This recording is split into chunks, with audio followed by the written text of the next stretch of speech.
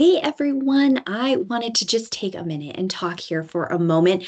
Something that I've been talking with a lot of leaders about as we come into the end of the year and Q4, looking into 2025 is, as most leaders say, the dreaded annual performance review.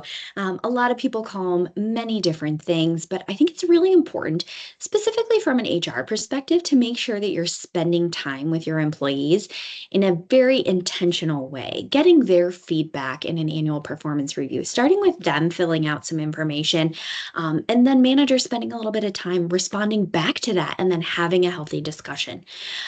Not every time do I see them connected to merit increases or bonuses or anything like that. So it's really about timing and discussion and expectations around them. Annual performance reviews are really important, again, from an HR perspective. The most important piece is, well, two of them. One is having the conversation. The second one is the documentation that goes with it.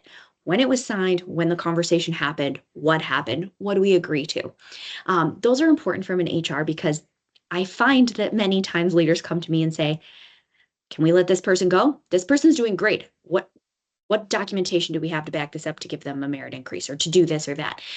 I usually start with, what documentation have you secured or procured or put together for us in HR?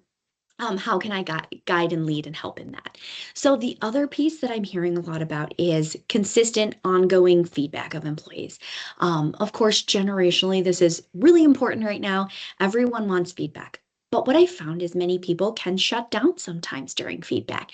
So making sure that you understand who you're talking to, make sure that you're having at least once a month, like 30 minutes, sit down, have a conversation outside of day-to-day tasks that they're responsible for. What are growth opportunities they have with your organization? What are things they need from you? Being very intentional about those things and making sure that they get documented.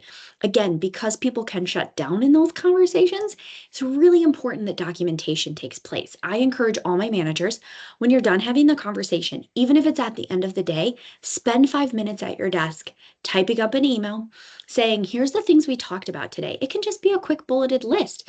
It can also be, here's the things we discussed that you were going to take care of for me, right? Like moving forward, here's the due date on something. Here's something we talked about you need to continue to work on.